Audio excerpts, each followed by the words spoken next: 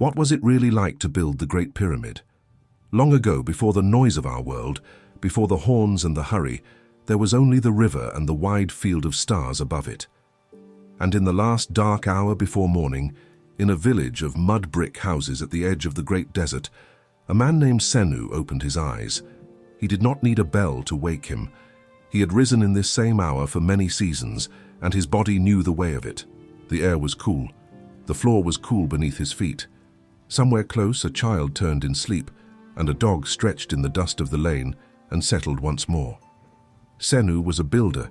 He was one of the thousands of men who had come to raise the great mountain of white stone that we now call the Great Pyramid. And this is the story of one of his days, told slowly, from the first grey light of dawn to the last soft breath of night. Before we begin, if you find a little peace in these quiet journeys into the far past, take a moment to subscribe, so the river can carry another one to you soon. And I would love to know, from wherever you happen to be resting tonight, where in the world are you listening from, and what hour has it reached where you are? Leave it in the comments below, and then let your eyes grow heavy, while the old world wakes gently around you. Now, come with me, back across 4,500 years, to a morning by the Nile. The village where Senu lived had a name, and the name meant the good place. It was not a prison. It was not a camp of chains and whips, as some later tales would wrongly say. It was a true town with streets and bakeries and small houses set in neat rows, built for the men who worked the stone and for the families who came with them. This is the first thing to set down softly in your mind, because it is not the story most people are told. The men who built the pyramids were not slaves. They were paid. They were fed. They were housed. They were farmers and craftsmen from all along the river who came to serve the king for part of the year and who were proud of the work of their hands. Senu was proud.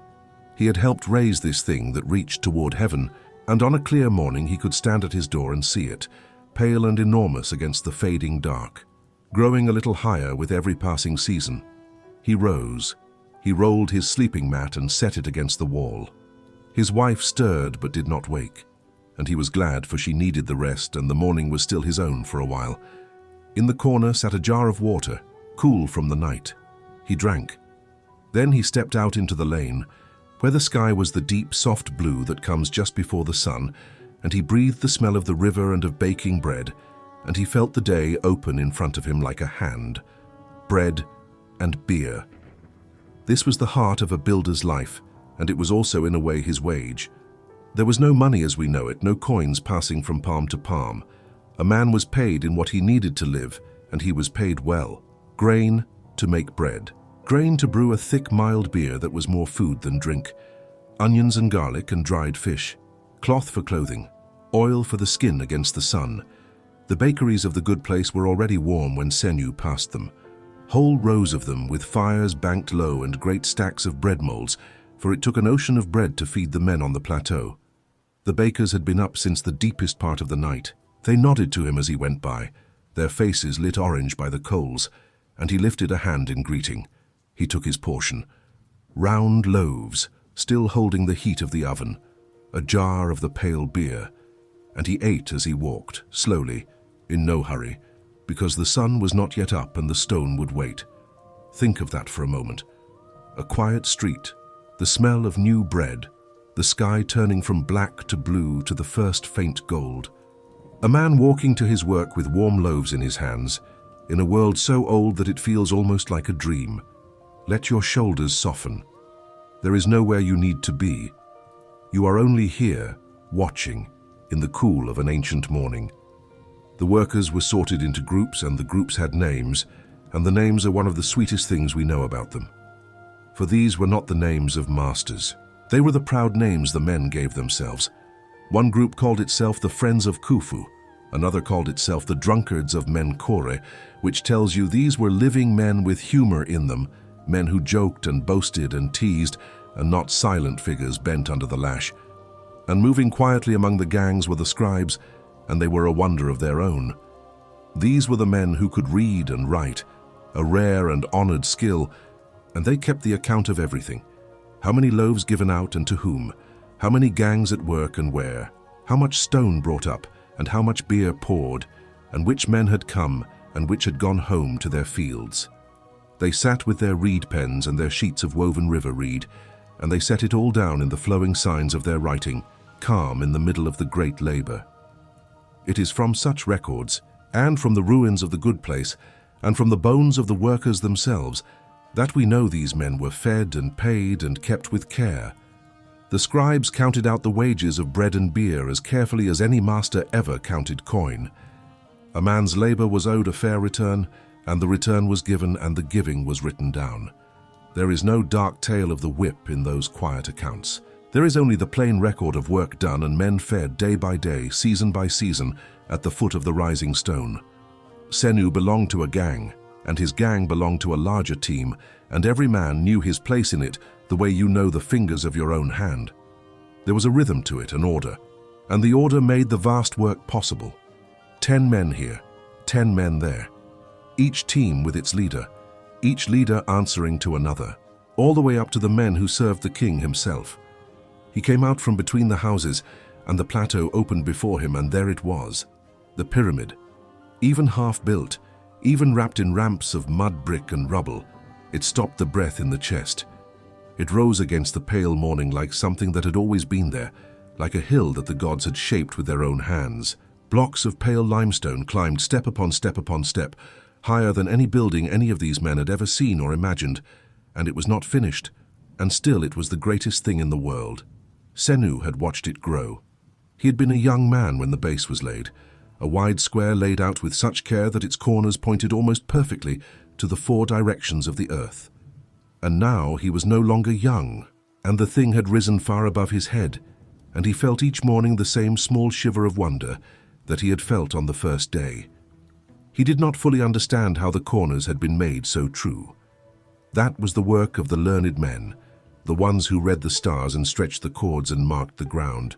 But he trusted them, and the trust had proven good, for the great square sat upon the desert as steady and as certain as the horizon itself. The sun came up.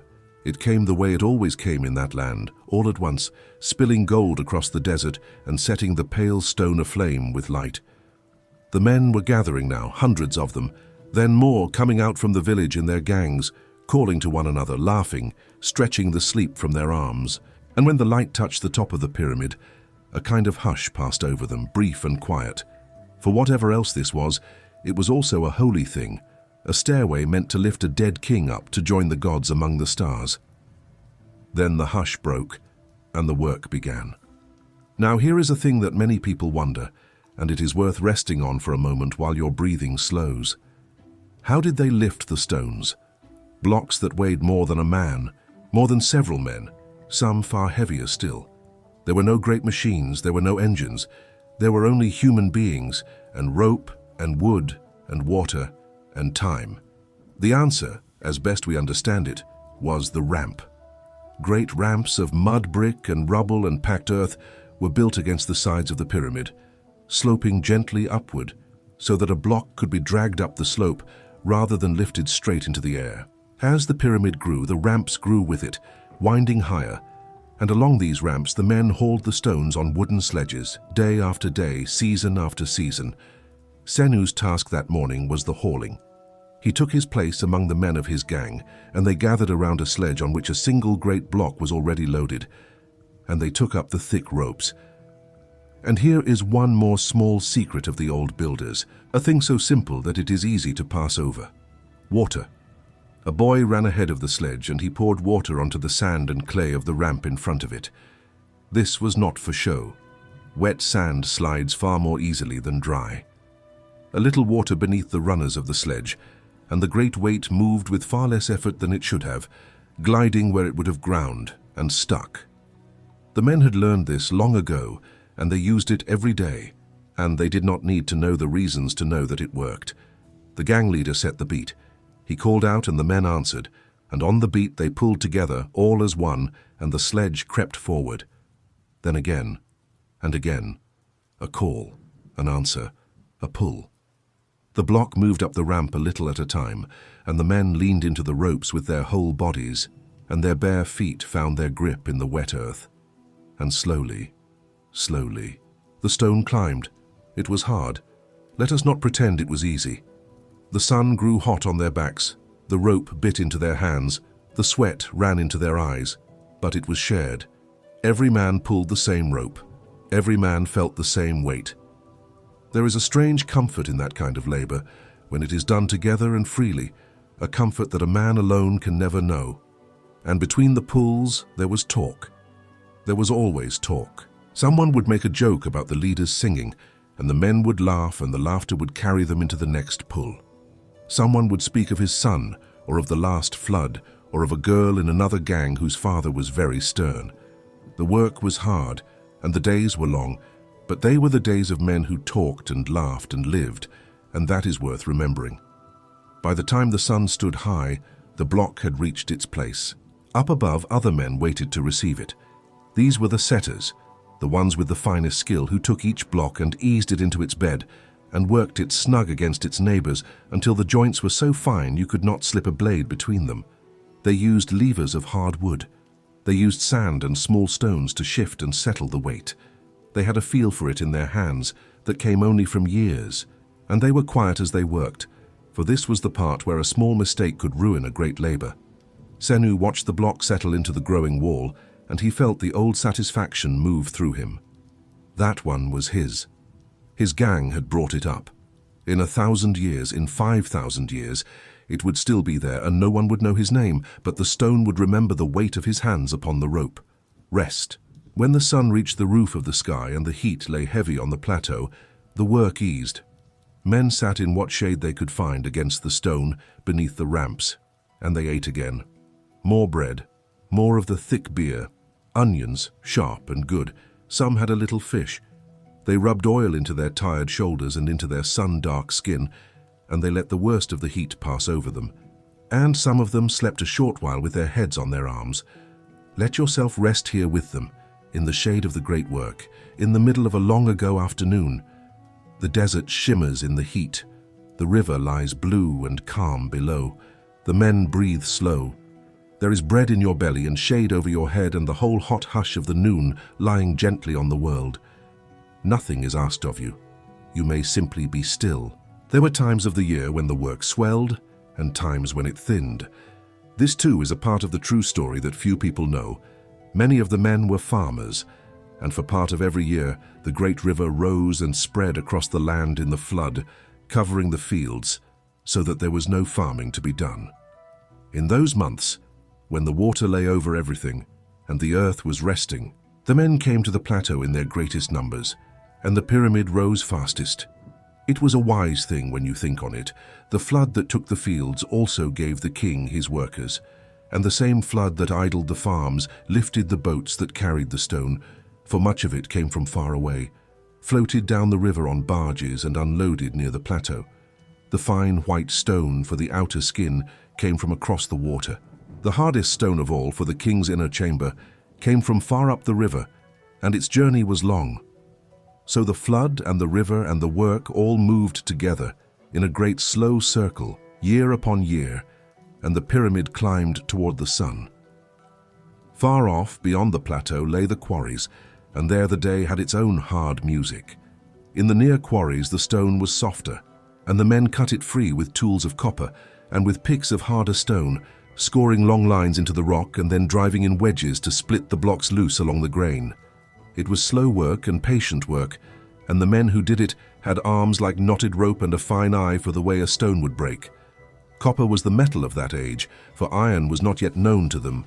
A copper blade is soft, and it dulls quickly against stone, and so the quarrymen sharpened and reworked their tools again and again through the day, and boys carried the blunted blades back to be hammered keen once more. Where copper would not serve, they used stone against stone, pounding the hard rock with balls of an even harder rock until the shape came free. It seems almost impossible when you sit with it that a mountain of such size was cut and dressed with tools so simple. And yet it was, simple tools and skilled hands, and years enough to let the work be done. The river did more than idle the farms and lift the barges. Men had shaped it to their purpose. They had dug canals and basins to bring the water close to the plateau, so that the heavy stone could be floated almost to the foot of the work before it was ever set upon a sledge. When the flood was high, the boats came in along these waterways, low in the water under their great loads, and were unloaded near the ramps, and the last short haul across dry ground began, and the whole of it was watched and written down. There was an overseer, a careful man, who kept a daily record of his team upon rolls of the woven reed. He noted the days and the work of each one. He wrote of the loads of white stone brought from the quarries across the river, and of the journey by boat, which took some days there and back, and of the men who rowed and hauled and rested.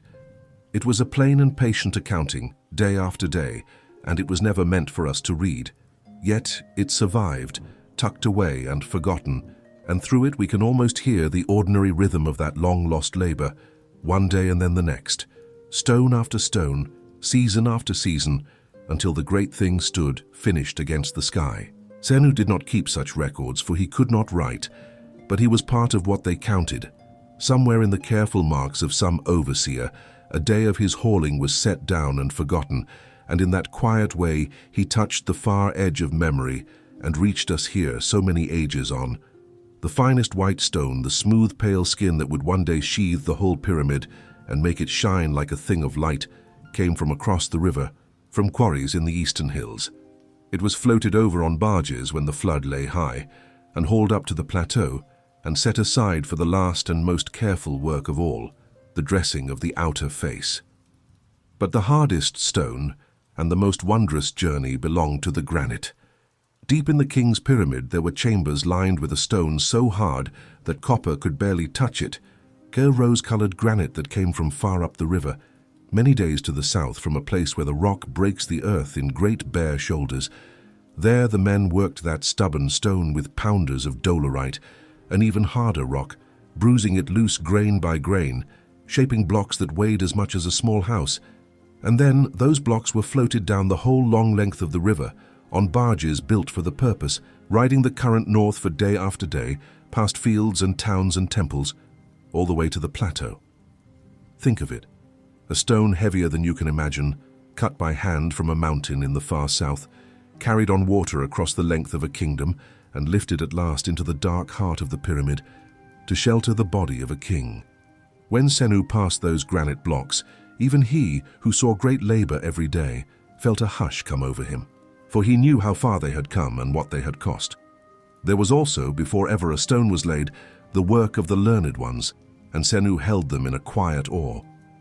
Before the base was set, these men had come with cords and stakes and long patience, and they had watched the stars, and they had marked upon the ground a great square so true that its sides ran almost perfectly along the paths of the sun and the pole of the sky. How they did it was their own deep knowledge, passed from teacher to pupil, kept close and honored. But the proof of it stood beneath the whole vast weight, a foundation so level and so square that the mountain above it had risen straight and sure for all these years. Not every day was only hauling and setting.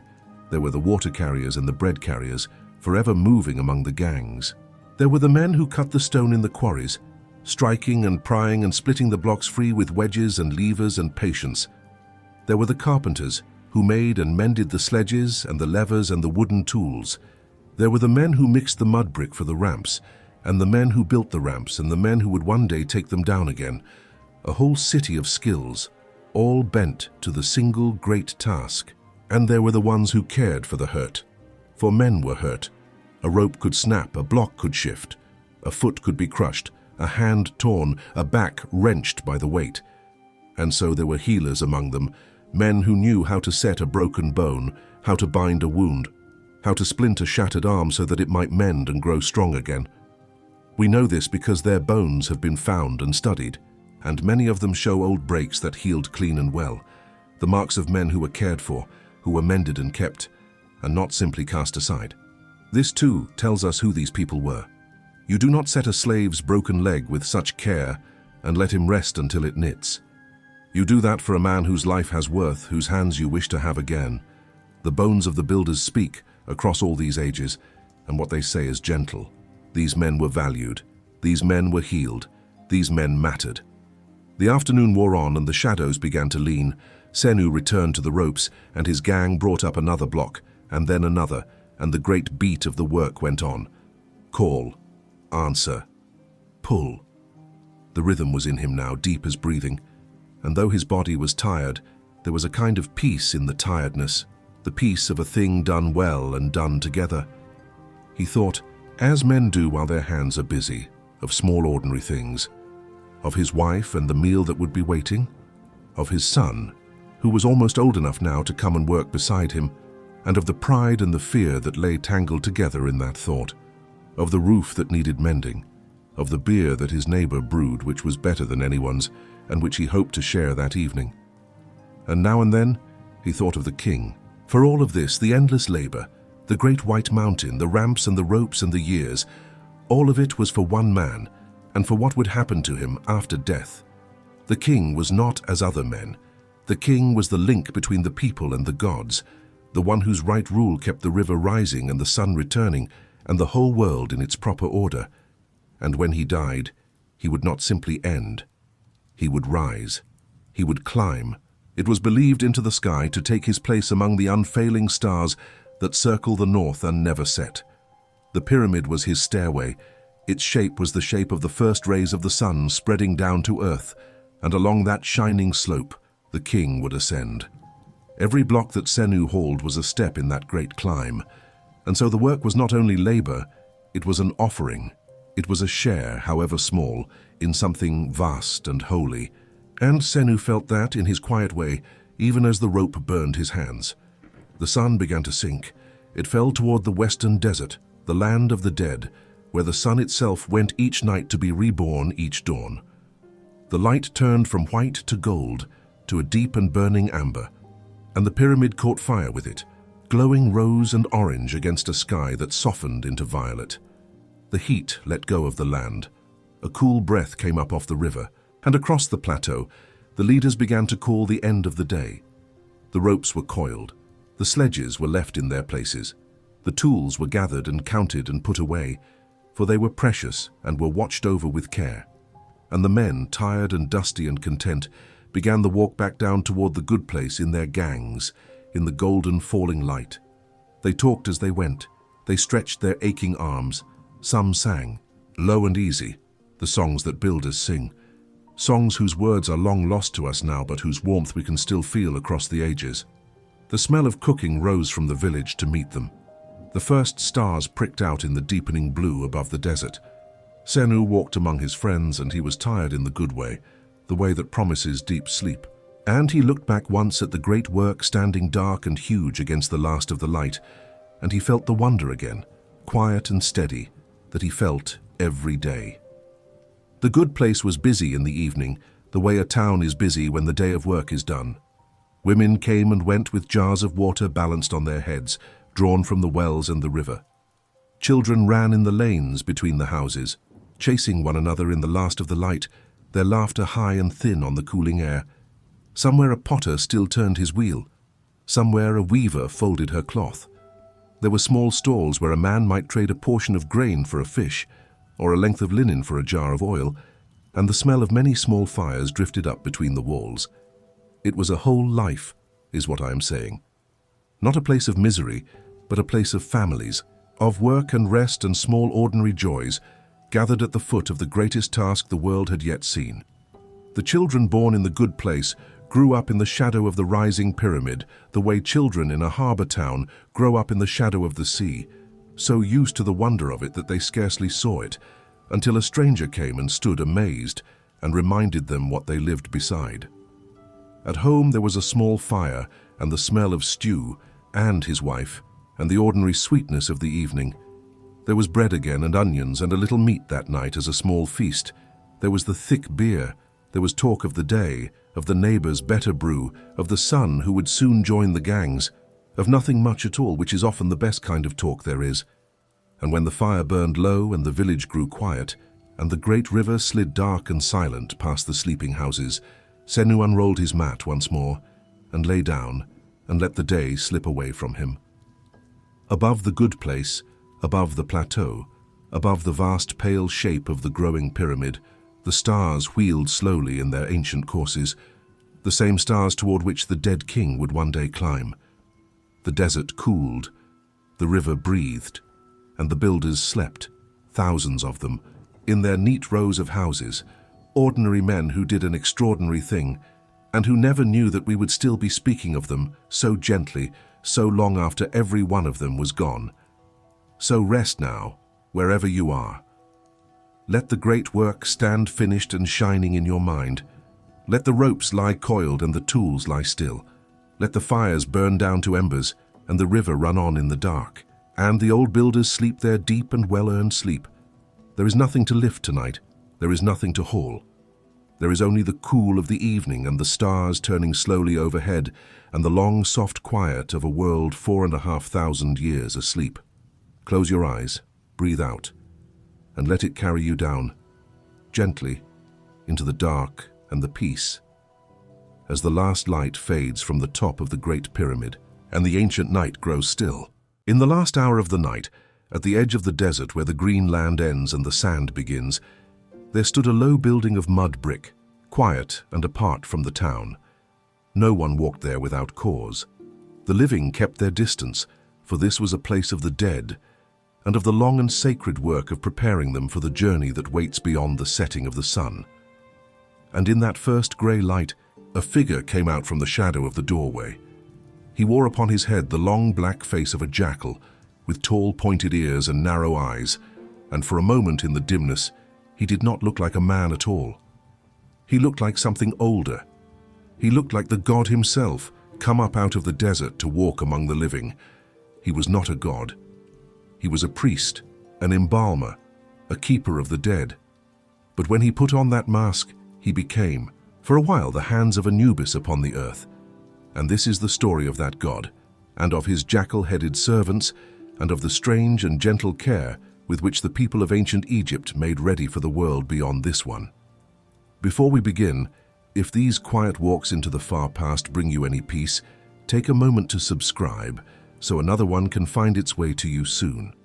And I would like to know, from wherever you are resting tonight, where in the world are you listening from, and what hour has it reached where you are? Leave it in the comments below, and then let your breathing slow, and let the old world gather softly around you in the dark.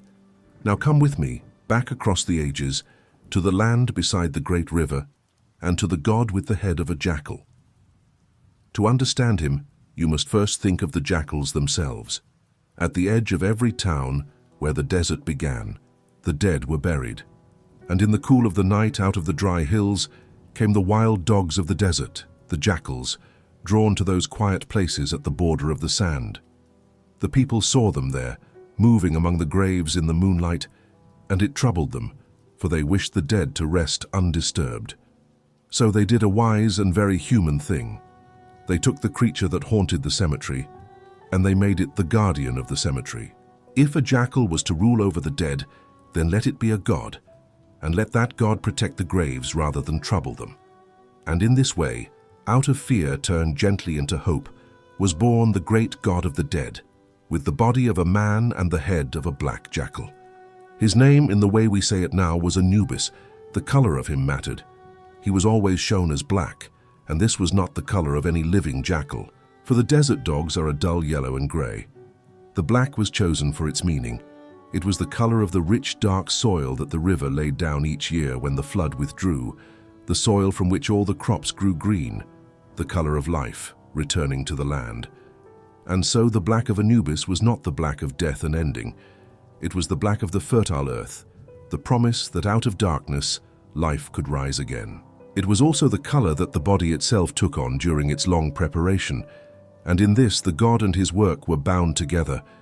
For Anubis was, above all, the god of that preparation. He was the one who watched over the making of the mummy. It was said that he himself had done the first of all embalmings long ago, in the time of the gods, when he tended the body of a fallen lord and made it whole, and by that act opened the way to life beyond death for all who came after. Every embalming that followed was an echo of that first sacred work, and in every workshop the god was held to be present, guiding the hands of his priests. The tale behind it was among the oldest and most beloved in all the land. There had been a great and good king among the gods who taught the people to farm and to live by just law, and who was loved by all.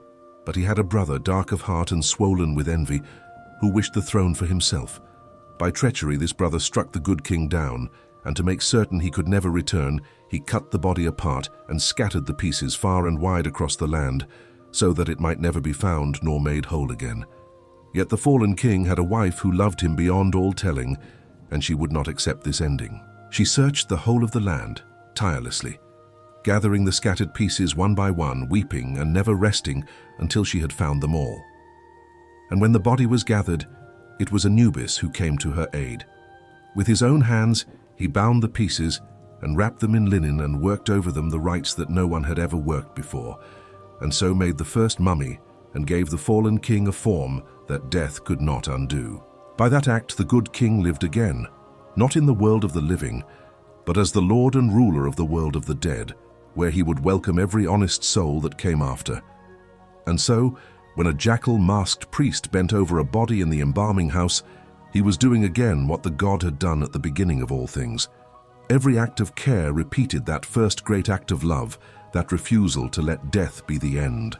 This was the deep root of it all, the reason behind the salt and the linen and the 70 patient days. Behind every mummy stood a story of a love that went out searching in the dark and would not stop until it had brought its beloved home. Let us go inside now into the quiet house of embalming and watch that work unfold. Do not be afraid.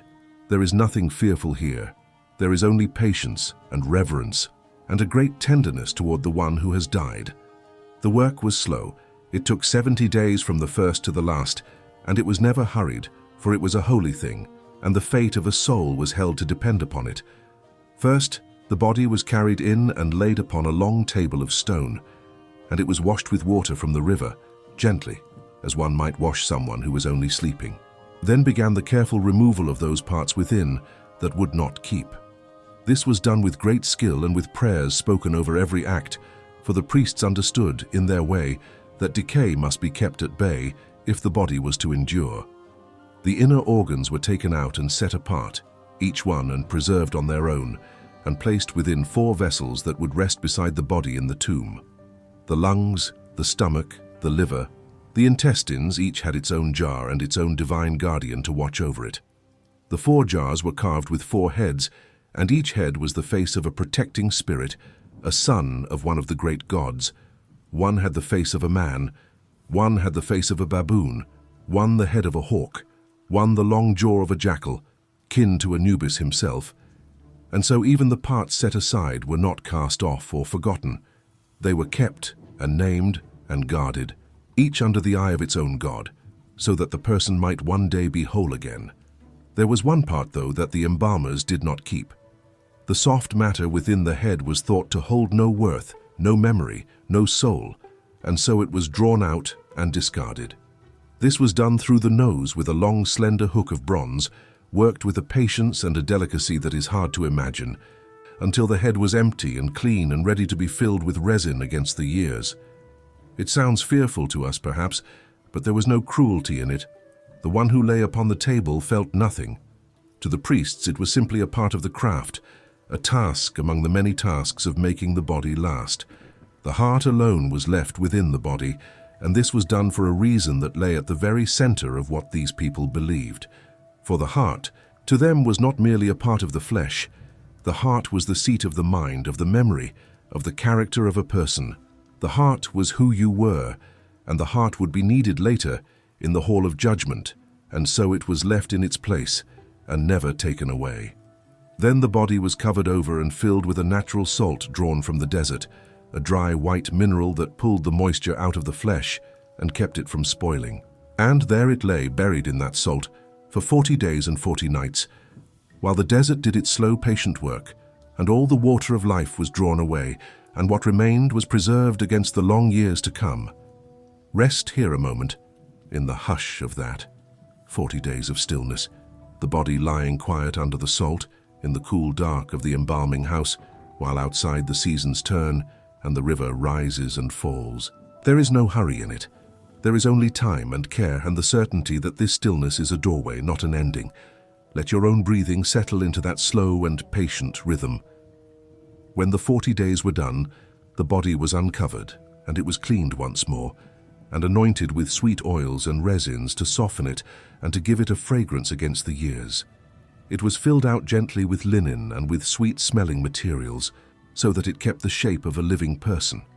And then began the wrapping, which was itself a work of many days. Long strips of fine linen were wound about the body, around and around, layer upon layer, with great care and in a set and sacred order. Hundreds of yards of it, wrapped slowly, patiently, limb by limb.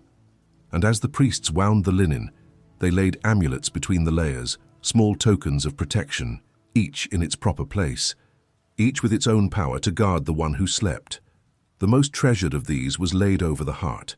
It was a small carved charm in the shape of a beetle, the beetle that the Egyptians watched rolling its ball across the sand and took as a sign of the sun reborn each morning.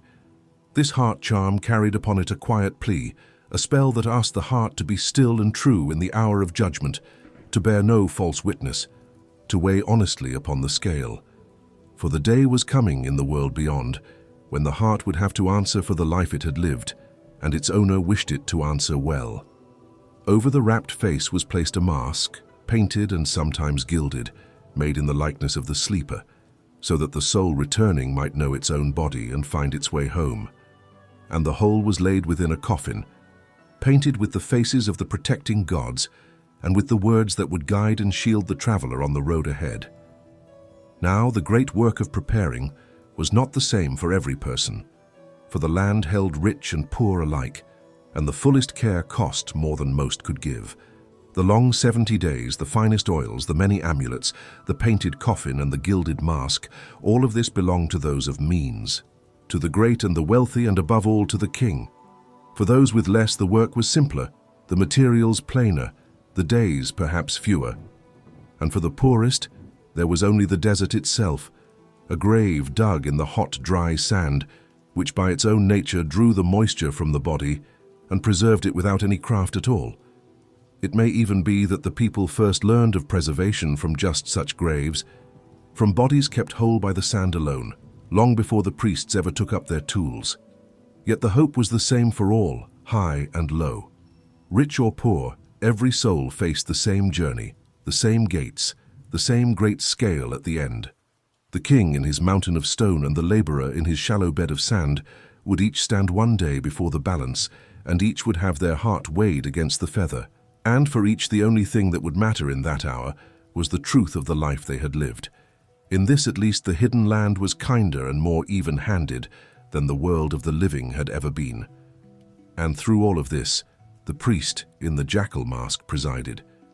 In the most sacred moments he wore that long black face of Anubis and became the god, and it was the god then, and not merely a man, who bent over the body and made it ready. Imagine the sight of it by lamplight, the still form wound in white linen, the tall dark jackal head bending close, the low sound of the prayers, the smell of resin and sweet oil, a scene from the very deep of time, solemn and strange and full of a love that reached beyond death itself. And here is a thing to wonder at. One of those very masks has come down to us across the ages, a head of the jackal god, made to be worn by a living priest, its neck hollowed to rest upon the shoulders, its eyes cut so that the man within could see out. When you stand before it now, in the quiet of a museum, you are looking at the true face that the dead of Egypt saw bending over them in their final hour, the last face of this world before the long journey began. It is a strange feeling to meet it. Across 5,000 years, the jackal still looks back. The men who wore it were a class apart. The care of the dead was a calling, often passed from father to son, held in honor and in a kind of awe. They knew the prayers by heart. They knew the order of the wrappings and the placing of every charm. They knew which words to speak over each act, and they carried the weight of a sacred trust. For the families who gave their beloved dead into these hands believed that the skill of the embalmer might shape the fate of a soul forever. It was solemn work and quiet work, and the men who did it lived a little apart from the ordinary run of things, keepers of a threshold that everyone must one day cross. When the body was ready, it was carried out to the tomb in a slow procession, and there, at the door of the tomb, the most important rite of all was performed. It was called the opening of the mouth. With sacred tools, the priests touched the mouth of the mask, and the eyes, and the other parts of the face, and by this act, They gave the body back its senses. Now it could breathe again in the world beyond. Now it could see and speak and eat the offerings that would be left for it. The still thing was made ready to live once more, in the country on the far side of death. And then the mourners withdrew and the tomb was sealed, and the body was left to its rest, surrounded by all the things it might need: food and drink, furniture and clothing, small carved figures who would do its labor in the next world. Everything was set in place and the door was closed, and the living went back to the green land and the sunlight, and left the sleeper to begin the greatest journey there is. Those small carved figures deserve a word of their own, for they show how carefully the living thought of the dead. They were little servants shaped from clay or stone, sometimes dozens of them, sometimes hundreds, laid in the tomb in tidy rows. It was believed that in the fields of the next world there would be work to do, sowing and reaping and tending the land, and no one wished their beloved dead to labor there. So these figures were given to stand in for them, to answer when the dead were called upon to work, and to do that work in their place, so that the soul might rest in ease and want for nothing. Nor was the tomb forgotten once its door was shut. In the fuller rites the living came back. Priests and family brought offerings of bread and beer and meat to the tomb, and spoke the name of the dead aloud, for a name spoken kept a soul alive in memory, and a soul remembered did not truly fade. To be forgotten was itself a kind of second death. And so, for those who were loved and honored, the offerings were renewed, and the name was spoken, and the bond between the living and the dead was kept unbroken across the years. For the body was only the vessel. The true traveler was the soul, and now the soul set out. The land of the dead was called the hidden place, the underworld, and it lay beyond the western horizon, where the sun went down each evening to be born again each dawn. It was not a simple road. It was a long and perilous journey through a shadowed country full of gates and guardians, of dark waters and hidden dangers, of creatures that might bar the way or do harm to the unready soul. But the traveler did not go unarmed.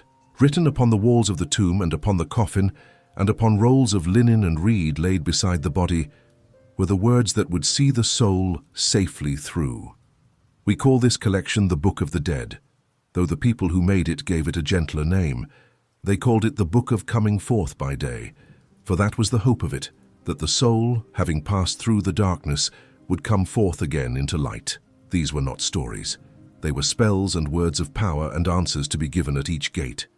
For at every threshold of the hidden place there stood a guardian who would ask a question or demand a name, and only the soul who knew the right words could pass.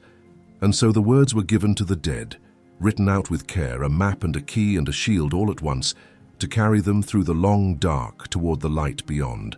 The dangers of that country were many, and the people knew them well, for they had shaped them out of the fears of their own waking lives. There were great serpents coiled in the dark, waiting to strike at the unready traveler. There were gates, each with its own fierce keeper, who held knives and would not let a soul pass without the proper name. There were lakes of fire and pits, and demons who served the gods, and who could turn a soul back or do it harm. There was even a danger that the traveler might be turned upside down, and made to walk in a world reversed, cut off forever from the light. Against all of this stood the words, to each serpent, a spell to still it, to each gate, the keeper's name, to each demon, an answer that would send it away. A soul who carried the Book of Coming Forth by Day, and who had learned its words or had them written close at hand, could walk through every terror of the hidden place unharmed, naming what it met, answering what was asked, moving steadily on while the darkness parted before it. And so the long road, for all its perils, was a road that a prepared and honest soul could walk to its end. Picture that lonely traveler, moving through the shadowed country, speaking the sacred words at each gate, passing guardian after guardian, drawing ever nearer to the place where the journey would be decided. It is a strange and beautiful thing to imagine this ancient hope, this careful preparing of a soul for a road no living eye has seen. Let it carry you softly along, deeper into the quiet, as the traveler goes deeper into the hidden land. And at the end of that road lay the greatest trial of all. It waited in a vast hall, the hall of the two truths, and there the soul would learn whether it might live forever or whether it would end. Into that hall the soul was led, and it was Anubis himself, the jackal-headed god, who took it by the hand and brought it in. This too was one of his gentlest offices, for he was not only the keeper of the embalming house and the guardian of the tomb, he was also the guide, the one who met the frightened soul at the edge of the last darkness and walked beside it, patient and sure, into the place of judgment. A soul alone in that vast hall might have trembled and been lost, but no soul came alone. The god came with it, steady at its side, leading it forward the way a father leads a child through a crowd, and there was a great comfort in that, to be met at the end of the road and taken by the hand and shown the way. The hall was lined with judges, 42 of them, one for each of the wrongs a person might do in a life, and before them all the soul had to speak and to declare itself clean. It named each judge, and to each it declared one wrong it had not done. I have not stolen. I have not lied. I have not been cruel. I have not taken what was another's. I have not caused pain without cause. One after another, the soul laid out the shape of a life well lived, or hoped it had lived well enough. But words alone would not decide it. For at the center of the hall stood a great balance, a set of scales, and now came the moment toward which the whole long journey had been moving, the weighing of the heart. Gently Anubis took the heart of the dead, that same heart that had been left within the body with such care, and he set it upon one pan of the scale, and upon the other pan was placed a single feather. It was the feather of the goddess of truth and right order, the feather of Maat, who held the whole world in its proper balance. And the question was simple, and it was everything. Would the heart weigh light, as a good and honest heart should? Or would it weigh heavy, dragged down by the wrongs of a life, heavier than the feather of truth? The god watched the scale. Nearby stood another god, with the head of a long-beaked bird, who was the keeper of writing and of wisdom, and he held his reed pen ready to set down the result. And crouched close by, waiting, was a creature that no soul wished to meet. It had the jaws of a crocodile, and the body part lion and part beast of the river, and it was called the Devourer. If the heart weighed heavy, if the life had been false and cruel, then the heart would be given to that waiting creature, and it would be eaten, and the soul would simply cease and be no more. That was the only true death the Egyptians feared. Not the death of the body, which was a passage, but the second death, the ending of the soul, from which there was no return. Hold that moment in your mind, but hold it gently, for it need not trouble your rest. The scale, the feather, the heart trembling in the balance. The god with the jackal head watching over it all with steady care. Understand that Anubis was not cruel in this. He was fair. He was the one who made certain the weighing was true and just, that no soul was cheated, that the good heart was known for what it was. He was in the deepest sense a protector, even here, even at the last.